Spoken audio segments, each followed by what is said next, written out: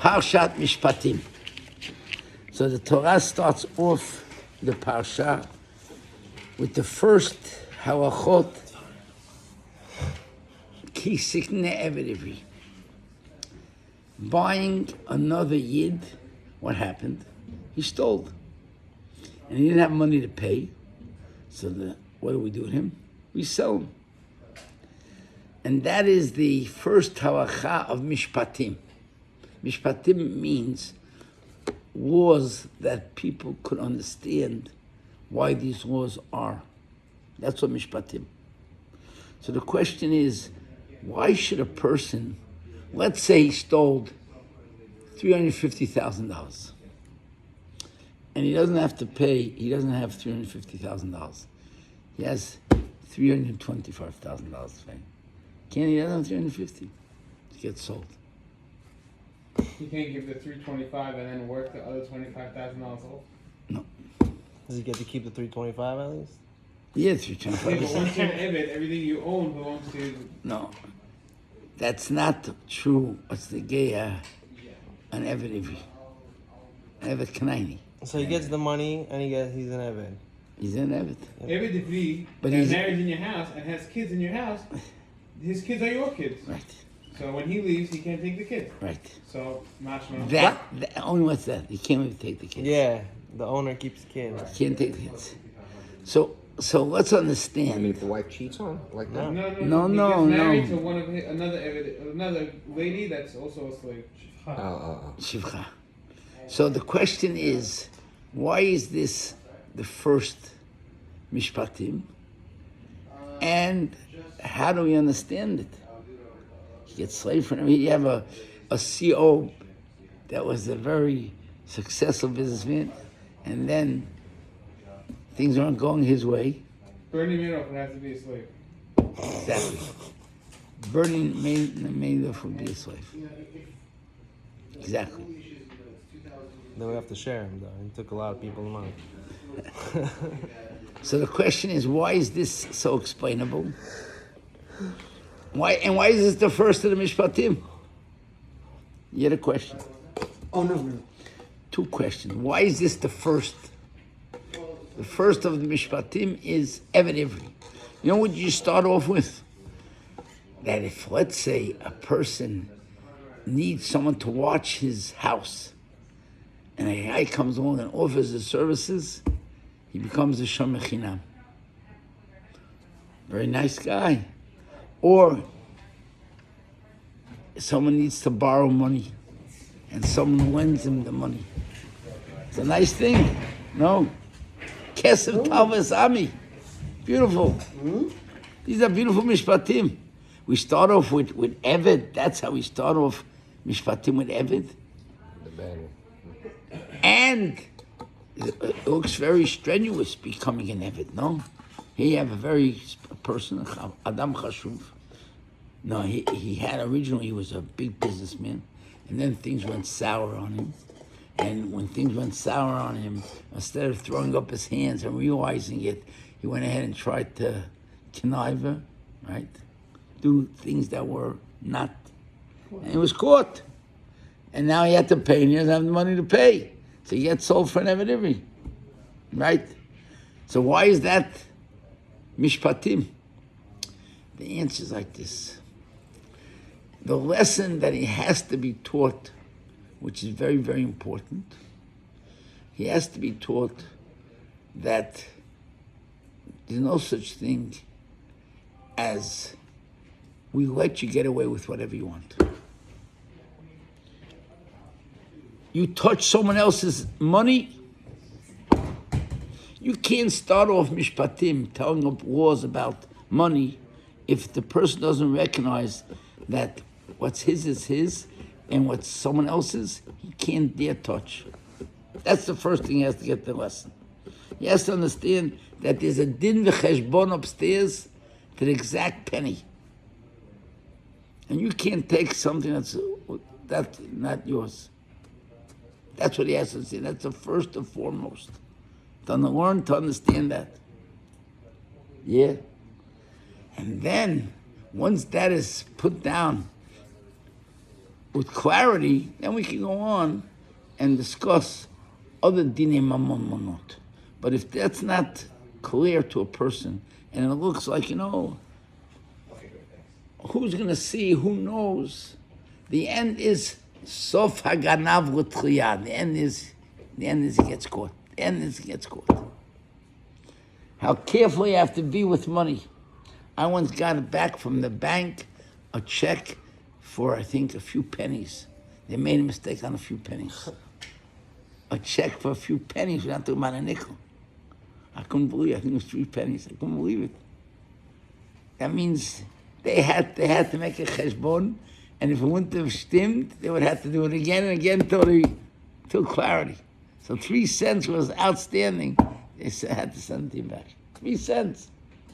I went from the big Musa scale. Less than a puta. What?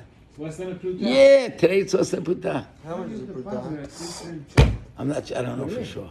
But the idea, you got the idea that... I mean, you waste more What? on ink. The sign. No, they sent me. Yeah, by accident. Because they No, know. they settled his account, and he was 3 pennies over. And And then- instead of saying kapara, they have to make it match. Match. So they That's sent the me in a match. check of 3 cents. So they had to refund him in order to make it match. Right. Gotcha, that's the different thing. Okay. Yeah. So you see what 3 cents is all about? Unbelievable. Wait, cheshbon 3 cents. Can you imagine? And it went through. That's the first thing. So the first thing, the importance of knowing what money is. And the lesson that has to be taught that money is something that yours is yours and his is his, you can't touch, is once you go ahead and you take money, what you are causing is that yourself doesn't belong to you. Everyone thinks that, person is Baal Bechira. So, he wants, he does. He doesn't want, he doesn't have. He wants to eat, he wants to eat. He doesn't want to eat, he doesn't want to eat. He wants to go to sleep, he could go to sleep. He can't go to sleep, he doesn't want to, right? Once you do that, so you yourself become an Eved Ivri. You know what that means, an Eved Ivri? If the Adon wants you to have children with this lady, then you have to have children with this lady. Can you imagine? You know what that means? And then when you have the children, it's not even yours. It's the Adon's. And that's a Yiridan Nektusha. Because when you're not an Eved Ivri, could you live with this lady? No, it's Asur. It's only now that's mutar is because you're an Eved Ivri. So an Eved Ivri means you lowered your standard of Kedusha. You're not that holy like you were before. So what I do is I took some money. That should have an effect on myself. Yes. A little bit money has an effect upon you. That you become less kadosh. Yeah.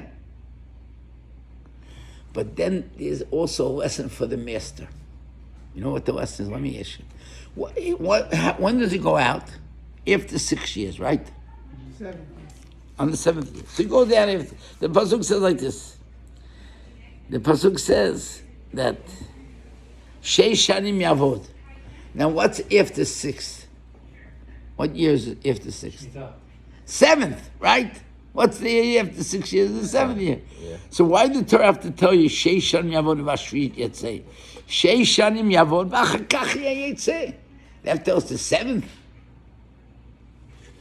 6 years you work, and then you go out. You had a question. Stress that he sued on the 7th. Why did the Torah have to tell you Uvashvit? What's the Vashvit? If you're working 6 years, then you have to go out and understand about the 7th. Let me ask you one more question.